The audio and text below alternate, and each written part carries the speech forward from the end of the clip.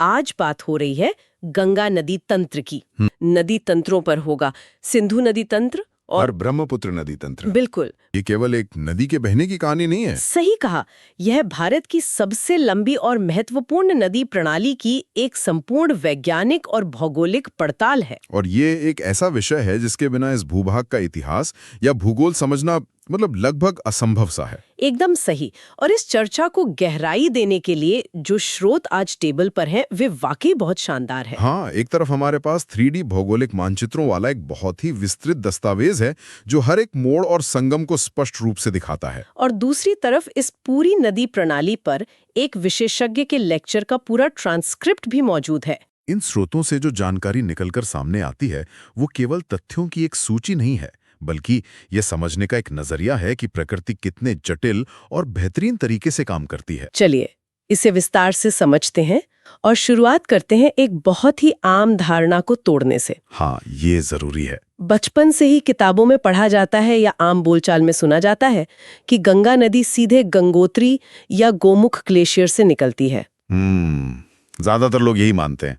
लेकिन 3D मानचित्रों को देखने पर यह कुछ और ही कहानी बयां कर रहा है। क्या ये गोमुख वाली बात पूरी तरह सच है? यहीं से भूगोल का असली जादू शुरू होता है। स्रोतों के अनुसार ये एक बहुत बड़ी भ्रांति है। अच्छा? हाँ, गोमुख से एक बहुत ही विशाल जलधारा जरूर निकलती है, लेकिन तकनीकी और भौगोलिक दृष्टि से वो गंगा नहीं है। तो फिर वो क्या है? असलियत में गोमुख से जो नदी जन्म लेती है वो भागीरथी है। गंगा नाम वास्तव में तब तक अस्तित्व में नहीं आता जब तक कि ये भागीरथी एक दूसरी बहुत ही प्रमुख और शक्तिशाली जलधारा से मिल न जाए। तो इसका मतलब है कि गंगा का जन्म किसी एक ग्लेशियर से नहीं बल्कि दो नदियों के मिलने से होता है। बिल्कुल सही। वो दूसरी जलधारा कौन सी है? वो है अलकनंदा।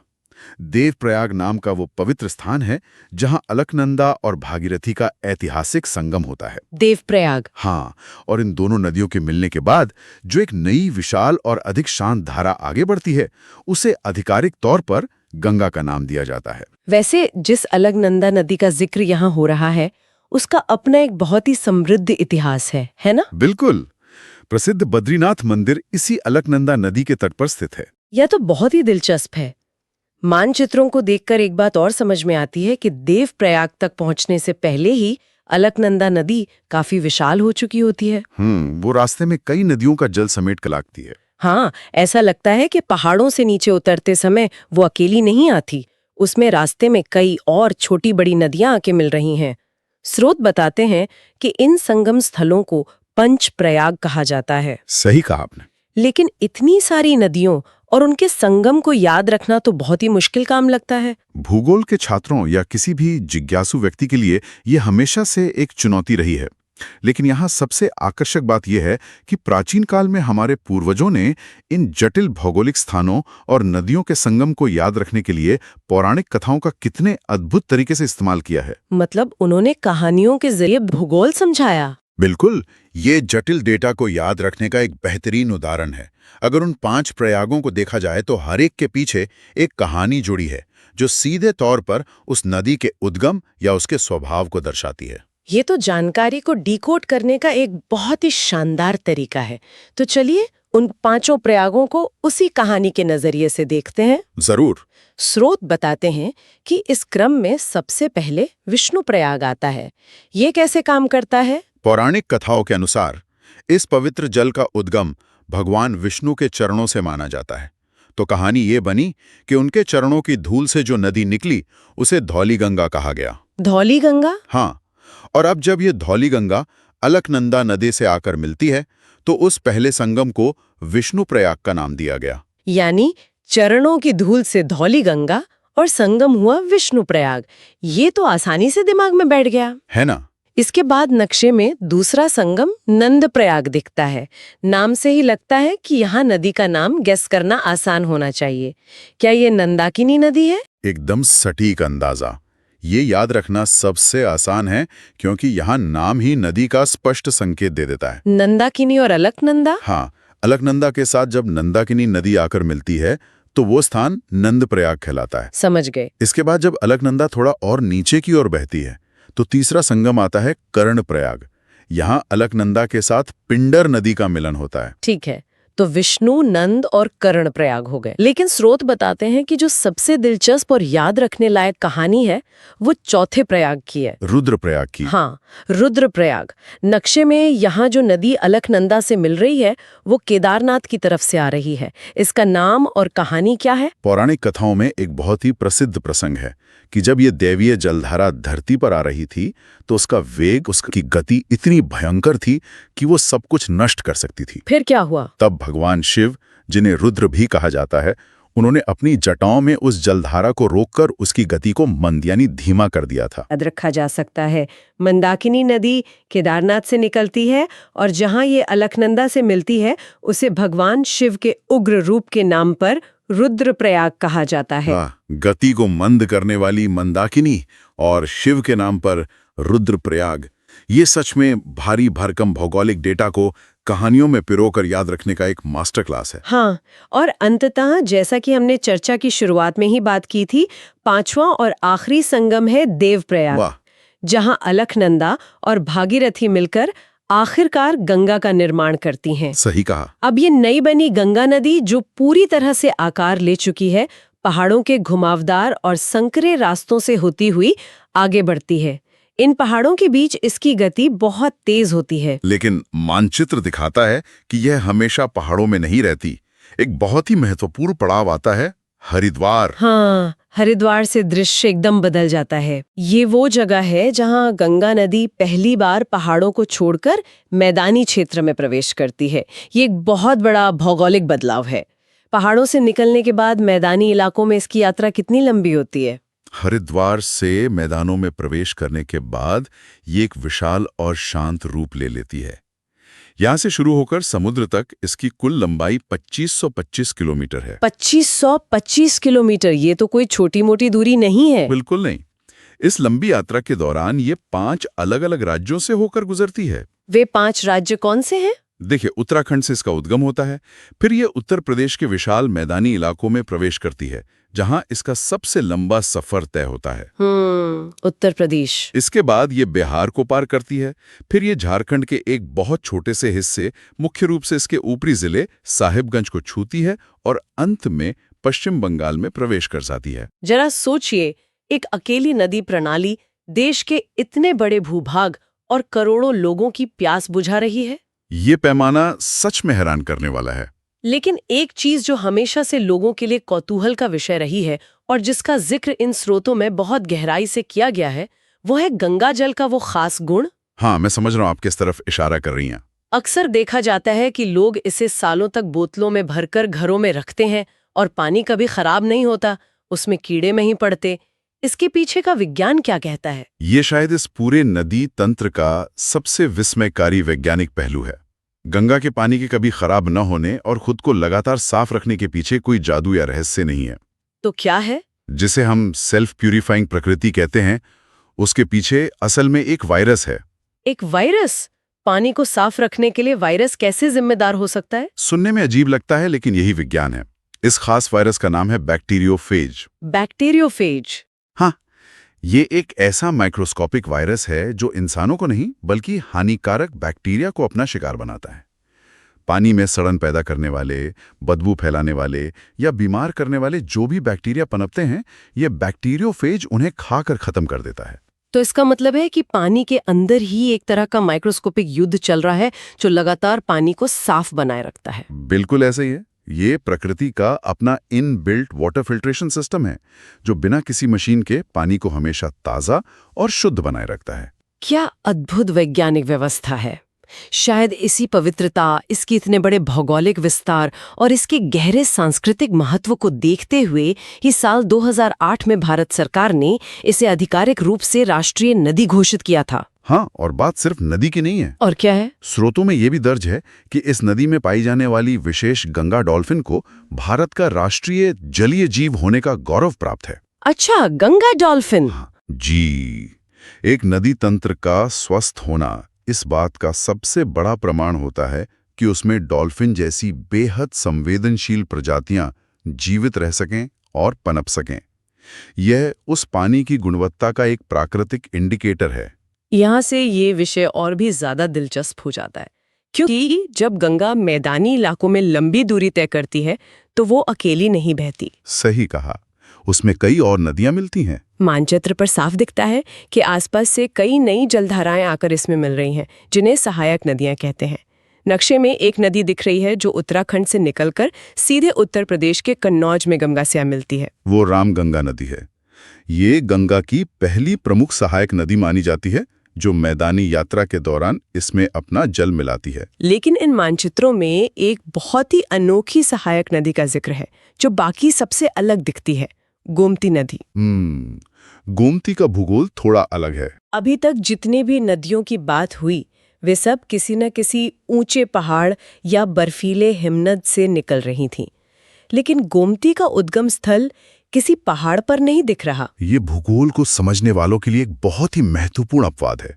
गोमती एकमात्र ऐसी प्रमुख सहायक नदी है जिसका उद्गम पहाड़ों से नहीं बल्कि पूरी तरह से समतल मैदानों से होता है। मैदानों से कैसे? ये उत्तर प्रदेश के पीलीभीत जिले में स्थित एक मैदानी झील से निकलती है जिसे फुलहर झील कहा जाता है। ये जानना दिलचस्प है कि बिना किसी ग्लेशियर के भी एक इतनी बड़ी नदी बन सकती है। जी हाँ, और एक बहुत ही प्रसिद्ध तथ्य ये भी है कि उत्तर प्रदेश की राजधानी लखनऊ शहर इसी गोमती नदी के तट पर बसा हुआ है। अच्छा। आगे चलकर ये गाजीपुर के पास गंगा में विलीन हो जाती है। ये दिखाता है कि एक बड़ी नदी प्रणाली सिर्फ बर्फ पिघलने पर निर्भर नहीं होती, बल्कि मैदानी झीलों और भूमिगत जल स्रोतों का भी उसमें बहुत बड़ा योगदान होता है। और जब योगदान की बात हो ही रही है तो उस नदी को कैसे अनदेखा किया जा सकता है जो गंगा की सबसे लंबी और शायद सबसे शक्तिशाली सहायक नदी है। नक्शे में गंगा के ठीक समानांतर एक बहुत ही लंबी नीली रेखा दिखाई देती है। वह यमुना नदी है। हाँ, यमुना। प्राचीन काल के ग्रंथों में से कालिंदी नदी के नाम से भी जाना जाता था। यह उत्तराखंड के यमुनोत्री हिमनद से निकलती है और गंगा के लगभग साथ साथ बहती हुई प्रयागराज पहुंचती है। प्रयागराज, जिसे पहले इलाहाबाद कहा जाता था, ये तो वही जगह है जहां त्रिवेणी संगम होता है ना? सही कहा। यहीं पर गंगा, यमुना और पौराणिक सरस्वती नदी का वो ऐतिहासिक त्रिवेणी महासंगम होता है। लेकिन यमुना को सिर्फ एक सहायक नदी समझना बहुत बड़ी भूल होगी। यमुना का अपना एक पूरा का पूरा विशाल अपवाह तंत्र है। वो खुद कई बड़ी नदियों का पानी समेटकर गंगा तक लाती है, विशेषकर दक्षिण और मध्य भारत की तरफ से। मानचित्र में भी दिखता है कि नीचे की तरफ से कई नदियां यमुना में मिल रही हैं। स्रोतों में इन्हें याद रखने के लिए एक बहुत ही मजेदार ट्रिक दी गई है, KBC। ये KBC क्या है? ये कोई टीवी शो नहीं है। यहाँ KBC का मतलब 3 प्रमुख नदियों के नामों से है। कौन सी 3 नदियां? केन, बेतवा और चंबल। ये तीनों यमुना की सबसे अहम सहायक नदियां हैं जो मध्य प्रदेश और उसके आसपास के पठारी इलाकों से आती हैं। अच्छा, केन, बेतवा और चंबल। हाँ, केन नदी कैमूर पहाड़ी से और बेतवा नदी विंध्य पर्वत से निकलती है। और ये तीसरी नदी चंबल, इसके बारे में तो बहुत सी कहानियां सुनी हैं। चंबल इन तीनों में सबसे खास है। ये मध्य प्रदेश के इंदौर के पास से निकलती है और यमुना की सबसे बड़ी सहायक नदी है। इसमें क्या खास है? ये नदी विशेष रूप से अपने बेहद साफ पानी और उसमें पाए जाने वाले घड़ियाल और मगरमच्छों के प्राकृतिक आवास के लिए पूरी दुनिया में प्रसिद्ध है। चंबल का बीहड़ और उसका भूगोल अपने आप में एक अलग ही विषय है। यानी चंबल का पानी पहले यमुना में जाता है और फिर यमुना उस सारे पानी को लेकर अंततः गंगा में मिला देती है। ये तो एक चेन रिएक्शन की तरह काम कर रहा है। बिल्कुल। लेकिन नक्शे में दक्षिण की तरफ से एक और नदी आ रही है जो यमुना से नहीं बल्कि सीधे गंगा से जाकर टकरा रही है। इसे देखकर लगता है जैसे दक्षिण से उत्तर की ओर कोई सीधा प्रहार हो रहा हो। वो सोन नदी है और इसका प्रवाह वाकई बहुत अनोखा है। क्यों? जरा सोचिए, ज्यादातर नदियां हिमालय से दक्षिण की ओर मैदानों में आती हैं, लेकिन सोन नदी मध्य प्रदेश की अमरकंटक पहाड़ियों से निकलकर सीधे दक्षिण से उत्तर दिशा की ओर बहती है। दक्षिण से उत्तर की ओर? हाँ, ये रास्ते में किसी दूसरी सहायक नदी का सहारा लिए बिना सीधे पटना के पास जाकर गंगा के मुख्य प्रवाह में मिल जाती है। इसका ये दक्षिण से सीधा प्रहार इसे भौगोलिक दृष्टि से बहुत ही अलग और खास बनाता है। भारत के मध्य और दक्षिणी हिस्से से आने वाली नदियों की तो बात हो गई। अब जरा उन जलधाराओं का रुख करते हैं जो भारत की उत्तरी सीमा के पार नेपाल के ऊंचे पहाड़ों से आती हैं। नेपाल से आने वाली नदियां। स्रोतों को देखने पर पता चलता है कि ये नदियां दो बिल्कुल अलग-अलग चेहरे दिखाती हैं। एक तरफ ये जल का विशाल भंडार लाती हैं जो खेती के लिए जीवन देता है, तो दूसरी तरफ ये कभी-कभी भीषण विनाश का कारण भी बनती हैं। नेपाल से मुख्य रूप से कौन सी नदियां आती हैं? नेपाल से आने वाली मुख्य नदियों में दो बहुत बड़े नाम हैं, काली और कर्णाली। काली और कर्णाली। हाँ, जब ये दोनों नदियां सीमा पार करके भारत में प्रवेश करती हैं तो इनके नाम बदल जाते हैं। काली नदी को शारदा कहा जाता है और कर्णाली को घाघरा। क्या ये दोनों नदियां अलग-अलग ही गंगा में मिलती हैं? नहीं, रास्ते में ये शारदा और घाघरा आपस में मिल जाती हैं और इनकी संयुक्त विशाल जलधारा सिर्फ घाघरा नदी के नाम से आगे बढ़ती है। अच्छा। ये आगे जाके छपरा के पास गंगा में समा जाती है। इसके अलावा नेपाल से ही एक और तेज बहाव वाली नदी गंडक भी आती है जो सोनपुर के पास अपना जल गंगा में मिलाती है। लेकिन इन जीवनदायिनी नदियों के बीच कुछ ऐसी नदियों का भी जिक्र है जिन्हें शोक की नदियां या अंग्रेजी में रिवर्स ऑफ सॉरो कहा गया है। ये नाम सुनकर ही थोड़ा डर लगता है। हाँ, ये नदियां अपने उग्र स्वभाव के लिए जानी जाती हैं। इनमें सबसे कुख्यात नाम कोसी नदी का है जिसे बिहार का शोक कहा जाता है। ऐसा क्यों है? इसके पीछे एक बहुत ही स्पष्ट और दिलचस्प भौगोलिक विज्ञान है। वो क्या है? कोसी नदी नेपाल के ऊंचे और ढलान वाले पहाड़ों से निकलती है। इतनी ऊंचाई से गिरने के कारण पानी की गति बहुत तेज होती है, इसलिए वो अपने साथ बड़ी मात्रा में चट्टानें, गाद और मिट्टी काट के लाती है। समझ रही हूँ। लेकिन जब ये अचानक भारत के समतल मैदानी इलाकों में प्रवेश करती है तो इसकी गति धीमी हो जाती है। और गति धीमी होने के कारण वो सारी मिट्टी वहीं जमा हो जाती होगी। एकदम सही पकड़े। वो सारी मिट्टी इसके अपने ही रास्ते में जमा हो जाती है, जिससे नदी का रास्ता ब्लॉक हो जाता है।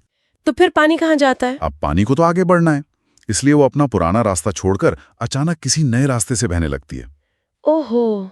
ये अपना मार्ग बदलने के लिए इतनी कुख्यात है कि इसकी वजह से बसे बसाए गांवों और शहरों में अचानक भारी बाढ़ आ जाती है। इसी अप्रत्याशित तबाही के कारण इसे शोक कहा जाता है। ये अंततः कुर्सेला के पास गंगा से मिलती है। ये प्रकृति का एक बहुत ही रौद्र रूप है। और स्रोत बताते हैं कि सिर्फ बिहार ही नहीं, बंगाल के पास भी अपना एक शोक है, दामोदर नदी। हाँ, दामोदर नदी। ये झारखंड के छोटा नागपुर पठार से निकलती है। ये भी बरसात के दिनों में अचानक उफनने और पश्चिम बंगाल के निचले इलाकों में भयानक बाढ़ लाने के लिए जानी जाती थी। इसलिए इसे बंगाल का शोक कहा जाता था। बिल्कुल। ये नदी अंत में हुगली नदी में जाकर मिल जाती है। और अगर हम इसे बड़ी तस्वीर या व्यापक संदर्भ से जोड़कर देखें तो ये स्पष्ट होता है कि नदियां केवल राजनीतिक सीमाओं में बंधकर नहीं बहती। हाँ। और न ही वे हमेशा शांत और सौम्य रहती हैं। ये पूरी प्रणाली एक निरंतर चलता रहने वाला चक्र है जिसमें नई जमीन का निर्माण और पुरानी जमीन का विनाश दोनों साथ साथ चलते हैं। इस निर्माण और विनाश के चक्र को समझते हुए अब इस पूरी नदी तंत्र यात्रा के अंतिम पड़ाव की ओर बढ़ते हैं। चलिए। 3D मानचित्र पर दार्जिलिंग की पहाड़ियों से निकलने वाली एक नदी दिखती है, महानंदा। इसे भारत में गंगा की अंतिम प्रमुख सहायक नदी माना जाता है। इसके बाद गंगा पश्चिम बंगाल के फरक्का बैराज पर पहुंचती है। यहां से इस पूरी नदी तंत्र का एक महान विभाजन होता है। ये विभाजन क्या है? फरक्का बैराज एक बहुत ही महत्वपूर्ण मानव निर्मित संरचना है। इतने 1000 किलोमीटर का सफर तय करने के बाद यहां आकर गंगा का विशाल जलस्तर 2 अलग-अलग दिशाओं में बांट दिया जाता है। 2 दिशाओं में? हाँ, एक जलधारा सीधे दक्षिण की ओर मुड़ जाती है और पश्चिम बंगाल में ही बहने लगती है। इस धारा को हुगली नदी कहा जाता है। ऐतिहासिक और विश्व प्रसिद्ध शहर कोलकाता इसी हुगली नदी के तट पर बसा है। और जो दूसरी मुख्य जलधारा है वो सीमा पार करके बांग्लादेश में प्रवेश कर जाती है, जहां पहुंचते ही इसका नाम गंगा से बदलकर पद्मा हो जाता है। बिल्कुल। बांग्लादेश में जो नदियों का महासंगम होता है वो सच में अंतरिक्ष से देखे जाने लायक एक भौगोलिक घटना है। ऐसा क्या होता है वहां? भारत से आने वाली गंगा जो अब पद्मा बन चुकी है वो उस विशाल ब्रह्मपुत्र नदी से जाकर मिलती है जिसे बांग्लादेश में जमुना कहा जाता है। यानी पद्मा और जमुना का मिलन। और कहानी यही खत्म नहीं होती। पद्मा और जमुना के मिलने के बाद इस अथाह जल राशि में एक और नदी आकर मिलती है जिसका नाम है मेघना। अच्छा, 3 बड़ी नदियां मिल गईं। हाँ, इन तीनों के मिलने के बाद ये पूरा का पूरा जल संग्रह, ये महासंगम मेघना नदी के नाम से ही आगे बढ़ता है और अंततः बंगाल की खाड़ी के खारे पानी में गिरकर विलीन हो जाता है। लेकिन समुद्र में गिरने से पहले ये पानी की ताकत और उसके साथ आई मिट्टी दुनिया का सबसे बड़ा प्राकृतिक अजूबा बनाती है, सुंदरवन डेल्टा। बहुत खूबसूरत जगह है। मानचित्र पर ये एक विशाल हरे भरे त्रिकोण जैसा दिखता है। ये डेल्टा आखिर बनता कैसे है? ये कोई रातों रात होने वाली प्रक्रिया तो है नहीं? बिल्कुल नहीं, ये लाखों सालों की मेहनत है। डेल्टा के बनने का विज्ञान पूरी तरह से नदी की काइनेटिक ऊर्जा यानी उसकी गतिज ऊर्जा पर निर्भर करता है। गतिज ऊर्जा, वो कैसे? कल्पना कीजिए, जब नदी गंगोत्री या ऊंचे पहाड़ों से निकलती है तो उसमें बहुत ताकत होती है, गति तीव्र होती है। वो अपने साथ भारी मात्रा में मिट्टी, चट्टानें और अवसाद काट कर लाती है। लेकिन हजारों किलोमीटर का लंबा सफर तय करने के बाद जब वो बंगाल की खाड़ी तक पहुंचती है तो समतल जमीन के कारण उसकी गति लगभग शून्य हो जाती है। यानी उस पानी में अब इतनी ताकत ही नहीं बचती कि वो उस भारी कचरे और मिट्टी को आगे समुद्र के अंदर तक धकेल सके। बिल्कुल। तो वो थकी हुई नदी अपना सारा भार, वो सारी मिट्टी और अवसाद समुद्र के मुहाने पर ही जमा कर देती है। फिर नदी का पानी कहाँ से निकलता है? अब चूंकि रास्ते में मिट्टी का पहाड़ खड़ा हो जाता है तो पानी का बहाव आगे बढ़ने के लिए नई नई शाखाओं में बंटकर समुद्र में जाने का रास्ता ढूंढता है। ऊपर से देखने पर ये कई छोटी छोटी जलधाराओं का एक जाल सा बन जाता है जो एक त्रिभुज यानी ट्रायंगल जैसी आकृति लेता है। और इसी आकृति को डेल्टा कहते हैं। हाँ, इसी विशेष भौगोलिक आकृति को डेल्टा कहा जाता है। गंगा और ब्रह्मपुत्र द्वारा लाया गया यही हजारों टन अवसाद मिलकर सुंदरवन डेल्टा का निर्माण करता है, जो आज पूरी दुनिया का सबसे बड़ा और सबसे समृद्ध डेल्टा है। सिंधु नदी का सफर ही अपने आप में किसी महाकाव्य से कम नहीं है। ये चीन के तिब्बत में स्थित मानसरोवर झील से शुरू होती है। वहां से ये एक बहुत ही लंबी और चुनौतीपूर्ण यात्रा तय करते हुए भारत के लद्दाख क्षेत्र में प्रवेश करती है। लद्दाख में? हाँ, लद्दाख की इन सर्द, दुर्गम और ऊंची पहाड़ियों के बीच से रास्ता बनाते हुए ये आगे बढ़ती है, फिर पाकिस्तान में चली जाती है और आखिर में एक लंबा सफर तय करके अरब सागर में जाके समा जाती है। ये रूट सुनने में जितना सीधा लगता है, असल में उसकी भौगोलिक स्थिति उतनी ही ज्यादा जटिल है। असल में लद्दाख का वो इलाका भौगोलिक रूप से बेहद शुष्क और चुनौतीपूर्ण है। वहां सिंधु नदी सिर्फ एक जलधारा नहीं बल्कि एक जीवन रेखा की तरह काम करती है। और यहाँ जो बात सबसे हैरान करने वाली है वो ये है कि तिब्बत की ये जो मानसरोवर झील है वो सिर्फ किसी एक नदी का जन्म स्थान नहीं है। हाँ, ये बहुत कम लोगों को पता होता है। बिल्कुल, ये एक ऐसा पॉइंट है जहां से तीन विशाल नदियां निकलती हैं। सिंधु नदी तो वहां से निकलती है ही, लेकिन साथ ही सतलुज नदी और आगे चलकर पूर्वोत्तर की ओर जाने वाली ब्रह्मपुत्र नदी का उद्गम भी इसी मानसरोवर झील के आसपास ही है। ये पॉइंट अक्सर नजरअंदाज कर दिया जाता है, लेकिन ये सच में माइंड ब्लोइंग है कि एक छोटा सा इलाका इतने बड़े वाटर नेटवर्क का सेंटर है। सोचिए, एक ही जगह से 3 ऐसी जलधाराएं फूटती हैं जो पूरे उपमहाद्वीप को 3 बिल्कुल अलग अलग दिशाओं में कवर करती हैं। सही बात है। सिंधु नदी की बात करें तो एक बहुत ही खास ज्योग्राफिकल फैक्ट ये भी है कि भारत का मशहूर शहर लेह इसी नदी के दाएं तट यानी राइट बैंक पर स्थित है। कई बार डीप मैप रीडिंग के दौरान ऐसे सवाल सामने आते हैं ना, लेह का सिंधु के दाएं किनारे पर होना एक बहुत ही सटीक लोकेशन मार्कर है। हाँ, लेह जैसी जगह का अस्तित्व ही इस नदी के किनारे होने पर निर्भर है। अब मुख्य धारा तो सिंधु हो गई, लेकिन कोई भी नदी तंत्र अपनी सहायक नदियों के बिना पूरा नहीं होता। सिंधु तंत्र में इन सहायक नदियों को समझने के लिए स्रोत में एक बहुत ही दिलचस्प बड़ी बहन एनालॉजी का इस्तेमाल किया गया। अरे हाँ, वो बड़ी बहन वाला कॉन्सेप्ट। हाँ, इन सहायक नदियों का उत्तर से दक्षिण की ओर जो क्रम है वो है झेलम, चिनाब, रावी, व्यास और सतलुज। और इनमें से चिनाब सिंधु की सबसे बड़ी सहायक नदी है। और यही चिनाब नदी उस बड़ी बहन की तरह काम करती है। मतलब बाकी छोटी नदियां अपना पानी सीधे सिंधु नदी में नहीं ले जाती। झेलम, रावी, व्यास और सतलुज ये सब अपना पानी लाकर इस बड़ी बहन यानी चिनाब को सौंप देती हैं। बिल्कुल। और फिर चिनाब नदी उन सब का पानी एक साथ समेटकर उंगली पकड़कर सिंधु नदी तक पहुंचाती है। ये देखना बहुत दिलचस्प है कि प्रकृति का अपना एक डिस्ट्रीब्यूशन और कलेक्शन सिस्टम होता है। चिनाब एक तरह से पूरे सिस्टम का लोड उठा रही है। ये कलेक्शन सिस्टम जितना बड़ा है, इसे याद रखना उतना ही कंफ्यूजिंग भी हो सकता है, क्योंकि जब बहुत सारे नाम एक साथ आते हैं तो इंसान अक्सर उलझ जाता है। लेकिन इसे डिकोड करने के कुछ बहुत ही लॉजिकल और मजेदार तरीके दिए गए हैं। जैसे झेलम नदी की ही बात करते हैं। ये नदी जम्मू कश्मीर के बेरीनाग इलाके से निकलती है। अब इसे ऐसे याद रखा जा सकता है कि बेरीनाग में नाग शब्द छुपा है, और जहां नाग नागिन होंगे वहाँ के हालात तो इंसान को झेलने ही पड़ेंगे। झेलने पड़ेंगे, हाँ। बस इसलिए झेलना से बन गया झेलम। ये लॉजिक सुनने में थोड़ा फनी जरूर लगता है, लेकिन दिमाग में तुरंत क्लिक करता है। मेमोरी के लिए एसोसिएशन बहुत जरूरी होता है। नाग को झेलना मतलब झेलम नदी बेरी नाग से निकलती है। अब रावी और व्यास नदियों को देखें तो ये दोनों ही हिमाचल प्रदेश के रोहतांग दर्रे से निकलती हैं। रोहतांग बास। हाँ, यहाँ सीधा सीधा अक्षरों का खेल है। र से रावी और र से रोहतांग। ये भी एक बहुत ही सॉलिड मेमोरी ट्रिक है। एकदम। और रावी नदी का ऐतिहासिक महत्व भी बहुत गहरा है। पाकिस्तान का मशहूर शहर लाहौर इसी रावी नदी के तट पर बसा है। अक्सर सिर्फ नदियों के उद्गम याद कर लिए जाते हैं, लेकिन जब उसे लाहौर जैसे ऐतिहासिक शहर से जोड़ा जाता है तो भूगोल और इतिहास कैसे साथ साथ चलते हैं ये एकदम साफ हो जाता है। एक समय पर यह नदी पूरे पंजाब क्षेत्र की संस्कृति का केंद्र रही है।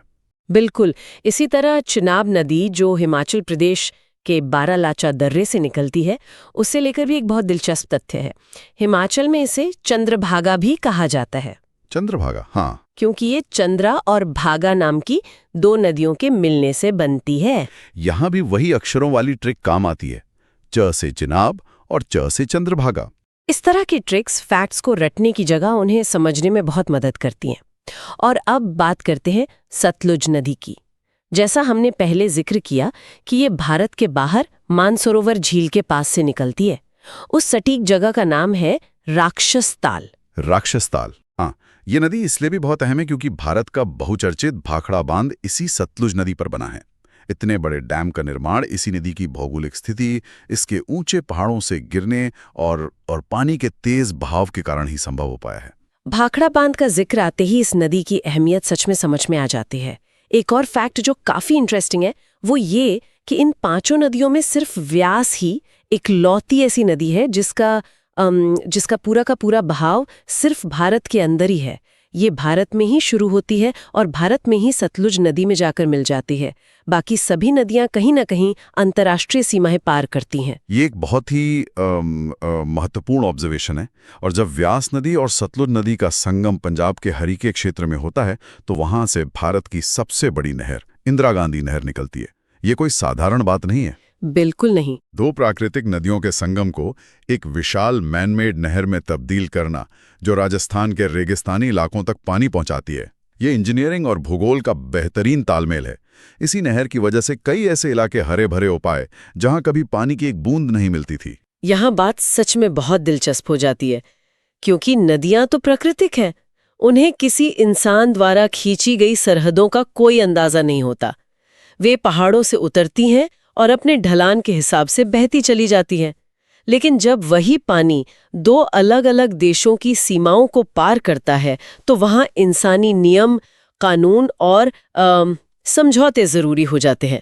1960 का सिंधु जल समझौता, जिसे इंडस वाटर ट्रीटी भी कहते हैं, इसी हकीकत का नतीजा है। और ये समझौता अंतर्राष्ट्रीय स्तर पर जल विवादों के प्रबंधन का एक बहुत ही ऐतिहासिक और स्थिर उदाहरण माना जाता है। 1960 में भारत के तत्कालीन प्रधानमंत्री जवाहरलाल नेहरू और पाकिस्तान के तत्कालीन राष्ट्रपति अयूब खान के बीच ये समझौता हुआ था। इसका मुख्य उद्देश्य इतने बड़े नदी तंत्र के पानी का एक स्पष्ट और तटस्थ बंटवारा करना था, क्योंकि इन सभी 6 नदियों का प्राकृतिक बहाव भारत से होते हुए पाकिस्तान की ओर जाता है। इस बंटवारे का जो स्ट्रक्चर तैयार किया गया वो काफी स्ट्रेट फॉरवर्ड है। कुल 6 नदियां हैं। जो ऊपर की 3 नदियां हैं, सिंधु, झेलम और चिनाब, इनके पानी के इस्तेमाल का अधिकार पाकिस्तान को दिया गया। हालांकि इसमें एक शर्त ये भी है कि भारत इन ऊपरी नदियों पर अपनी जरूरत के लिए बिजली बना सकता है, यानी run of the river projects लगा सकता है, बस पानी के बहाव को रोक नहीं सकता। वहीं दूसरी तरफ जो नीचे की 3 नदियां हैं, रावी, व्यास और सतलुज, इनके पानी का पूर्ण अधिकार भारत को दिया गया। देखा जाए तो ये एक ऐसा भौगोलिक और कूटनीतिक प्रबंधन था जिसने दशकों से एक बहुत ही संवेदनशील क्षेत्र में जल वितरण का संतुलन बनाए रखा है। ये सिर्फ एक ट्रीटी नहीं है, ये पानी जैसी बेसिक जरूरत को लेकर 2 देशों के बीच खींची गई एक स्पष्ट रेखा है जो ये तय करती है कि कौन किस नदी के पानी का किस हद तक उपयोग करेगा। ये सच में सोचने पे मजबूर करता है कि भूगोल कैसे पॉलिटिक्स और सरहदों को डिफाइन करता है। अब पश्चिम की इन बर्फीली और तेज बहने वाली नदियों के सफर को समझने के बाद आइए अपनी चर्चा को पूर्वोत्तर भारत की ओर शिफ्ट करते हैं। एक ऐसी नदी जो अपने आकार, अपनी चौड़ाई और अपने बहाव में किसी समंदर से कम नहीं लगती, ब्रह्मपुत्र नदी तंत्र। ब्रह्मपुत्र का स्केल ही पूरी तरह से अलग स्तर का है। इसकी कुल लंबाई 2900 किलोमीटर है। हालांकि भारत में ये 916 किलोमीटर बहती है, लेकिन इसका जो सबसे बड़ा और खौफनाक फीचर है वो है इसकी चौड़ाई। इसे भारत की सबसे चौड़ी नदी माना जाता है। खासकर जब ये असम की घाटी में प्रवेश करती है तो कई जगहों पर इसके दोनों किनारों के बीच की दूरी इतनी ज्यादा हो जाती है कि नजर एक छोर से दूसरे छोर तक नहीं पहुंच पाती। इसमें पानी का वॉल्यूम अकल्पनीय है। और इसका रास्ता भी किसी सस्पेंस फिल्म की तरह बहुत नाटकीय है। मानसरोवर झील के पास से निकलकर ये सीधे भारत की तरफ नहीं आती, बल्कि पहले चीन के तिब्बत में पूरब की ओर एक बहुत लंबी दूरी तय करती है। हिमालय के समानांतर बहते हुए ये अरुणाचल प्रदेश के पास मौजूद नामचा बरवा पर्वत तक पहुंचती है। नामचा बरवा, हाँ। और फिर वहां एक बहुत गहरा गॉर्ज या खाई बनाते हुए ये एक बेहद शार्प यू टर्न लेती है। एक ऊंचे पर्वत से टकराकर नदी का यूं अचानक भारत की तरफ मुड़ना, यह प्रकृति की एक बहुत ही इंप्रेसिव और हिंसक घटना है। इससे एक बहुत ही महत्वपूर्ण सवाल खड़ा होता है कि जब एक नदी इतने अलग अलग क्षेत्रों, पहाड़ों और देशों से गुजरती है तो स्थानीय लोग और संस्कृतियां उसे किस तरह अपनाती हैं। ब्रह्मपुत्र इस बात का एक क्लासिक उदाहरण है कि कैसे एक ही नदी जब अलग अलग सीमाओं को पार करती है तो उसके कई नाम हो जाते हैं। ये सिर्फ पानी की पहचान नहीं है, बल्कि ये वहां के स्थानीय भूगोल की पहचान बन जाती है। हाँ, ये नामों वाला हिस्सा बहुत ही इंटरेस्टिंग है। जो भी लोग भूगोल को गहराई से समझना चाहते हैं उन्हें इस बात पर जरूर ध्यान देना चाहिए। एक ही नदी है, लेकिन तिब्बत में लोग इसे सांगपो कहते हैं। सांगपो। फिर जैसे ही ये नामचा बरवा से यू टर्न लेकर भारत के अरुणाचल प्रदेश में एंटर करती है, इसका नाम बदलकर दिहांग हो जाता है। इसके बाद जब यह नदी आगे बढ़कर असम की घाटियों में पहुंचती है, तब जाकर इसे वो नाम मिलता है जिससे हम सबसे ज्यादा परिचित हैं, ब्रह्मपुत्र। और कहानी यहीं खत्म नहीं होती। असम से आगे जैसे ही ये बांग्लादेश में प्रवेश करती है, इसे जमुना कहा जाने लगता है। एक नदी और 4 बिल्कुल अलग नाम। नामों की विविधता नहीं है। जैसे जैसे इसके नाम बदलते हैं, वैसे वैसे इसका आकार और इसके अंदर मिलने वाली नदियों का जाल भी उतना ही घना होता जाता है। ब्रह्मपुत्र में पानी का प्रवाह इतना तेज होता है और इसमें इतनी सारी नदियां आकर मिलती हैं कि इसके किनारों को याद रखना भूगोल को समझने के लिए बहुत जरूरी है। इसकी सहायक नदियों को बाएं तट यानी लेफ्ट बैंक और दाएं तट यानी राइट बैंक के हिसाब से बांटा जाता है। इसे याद रखने का एक बहुत ही शानदार तरीका है जिसे दिल धक ट्रिक कहते हैं। अरे हाँ, ये वाली ट्रिक। ब्रह्मपुत्र नदी की विशालता, इसकी चौड़ाई और इसका बहाव इतना खौफनाक होता है कि अगर किसी आम इंसान को जिसे तैरना ना आता हो इसमें तैरने को कह दिया जाए तो डर के मारे उसका दिल धक धक करने लगेगा। बड़े बड़े तैराक भी इसके बहाव को देखकर घबरा जाते हैं। और इसी दिल धक में एक पूरा लॉजिक छिपा है जिससे सहायक नदियां याद हो जाती हैं। बिल्कुल। आइए इस ट्रिक को डिकोड करते हैं। दिल शब्द से 2 नदियां बनती हैं, दी से दिबांग और ल से लोहित। इसी तरह धक शब्द से भी 2 नदियां बनती हैं, ध से धनसिरी और क से कोपिली। अब याद रखने वाला सबसे लॉजिकल पार्ट ये है कि इंसान के शरीर में दिल बाईं ओर यानी लेफ्ट साइड में होता है। लेफ्ट साइड में, हाँ। इसलिए ये दिल धक वाली सभी नदियां ब्रह्मपुत्र से बाईं ओर यानी लेफ्ट बैंक से आके मिलती हैं। ये मेमोरी ट्रिक एक बहुत ही भारी भरकम भौगोलिक जानकारी को बहुत ही विजुअल और आसान बना देती है। ये ट्रिक सच में काम की है। दिल बाईं ओर है तो नदियां भी बाईं ओर से आ रही हैं, दिबांग, लोहित, धनसिरी और कोपिली। अच्छा, इनमें से जो लोहित नदी है उसके बारे में एक बहुत ही रहस्यमयी बात भी है। खूनी नदी वाला फैक्ट? जी, उसे खूनी नदी या ब्लडी रिवर का नाम दिया गया है।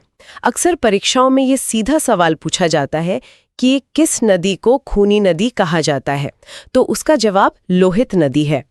इस तरह के विशेष उपनाम अक्सर नदी के पानी के रंग या उसके आसपास की लाल मिट्टी के कारण दिए जाते हैं, जो इसे एक बहुत ही अलग और खौफनाक पहचान देते हैं। ये एक ऐसा फैक्ट है जो एक बार सुनने के बाद कोई भूल नहीं सकता। तो ये तो हो गई बाईं तट की नदियां। अब अगर दाईं ओर या राइट बैंक से मिलने वाली नदियों की बात करें तो उनमें तीस्ता नदी का नाम सबसे प्रमुख है। तीस्ता नदी सिक्किम की बहुत ऊंचाई पर स्थित चोलामू झील से निकलती है। तीस्ता के अलावा संकोश, मानस और सुबनसिरी नदियां भी ब्रह्मपुत्र में दाईं ओर से ही आकर मिलती हैं। ये सभी नदियां हिमालय के पहाड़ों का ग्लेशियर वाला पानी और भारी मात्रा में गाद लाकर ब्रह्मपुत्र में डंप करती हैं, जिससे इसका आकार इतना विशाल और कभी-कभी विनाशकारी भी हो जाता है। और इस असीम जल प्रवाह और गाद जमा होने का एक बहुत ही हैरान करने वाला नतीजा भी निकलता है, माजुली द्वीप। हम आमतौर पर समंदर के बीच में द्वीपों के बारे में सुनते हैं, लेकिन असम में बहते समय ब्रह्मपुत्र नदी अपनी ही बीच में इतना बड़ा भूभाग बनाती है कि वो दुनिया का सबसे बड़ा नदी द्वीप बन गया है। ये माजुली द्वीप इतना विशाल है कि इसे एक पूरा का पूरा जिला घोषित कर दिया गया है। एक पूरा जिला? जरा सोचिए, एक नदी के बीचों बीच एक पूरा का पूरा जिला मौजूद है। ये ब्रह्मपुत्र की ताकत और उसकी स्केल को दर्शाता है। ये इस बात का सीधा सबूत है कि नदियां सिर्फ जमीन को काटती या बहा ले जाती ही नहीं, बल्कि वो नई जमीन का निर्माण भी करती हैं। माजुली द्वीप की अपनी एक अलग पारिस्थितिकी और संस्कृति है जो पूरी तरह से इस नदी पर निर्भर है। हालांकि नदी के बीच में होने के कारण ये हमेशा कटाव के खतरे का भी सामना करता है, लेकिन फिर भी दुनिया का सबसे बड़ा नदी द्वीप होना एक भौगोलिक चमत्कार ही है। तो इन सब का आखिर मतलब क्या है? अगर हम इस पूरी चर्चा को समराइज करें तो हमने देखा कि मानसरोवर से लेकर अरब सागर और दूसरी तरफ बंगाल की खाड़ी तक ये दो नदी तंत्र, सिंधु और ब्रह्मपुत्र, सिर्फ नक्शे पर खींची गई नीली लकीरें नहीं हैं। ये भारत, पाकिस्तान और चीन, इन तीन देशों के पूरे भूगोल, वहां की अर्थव्यवस्था, इतिहास और करोड़ों लोगों के जीवन को आकार दे रही हैं। एक तरफ जहां ये नदियां जीवन और उपजाऊ जमीन देती हैं, वहीं दूसरी तरफ ये अंतर्राष्ट्रीय संधियों का कारण भी बनती हैं और कभी-कभी अपना खौफनाक रूप भी दिखाती हैं। और आज की इस गहन चर्चा को हम एक बहुत ही गहरे विचार के साथ खत्म कर सकते हैं। जरा सोचिए, मानसरोवर झील के पास का वो एक छोटा सा इलाका जहां से सिंधु, सतलुज और ब्रह्मपुत्र जैसी तीन अत्यंत विशाल नदियां जन्म लेती हैं। ये नदियां करोड़ों लोगों के जीवन, कृषि और अर्थव्यवस्था का आधार हैं।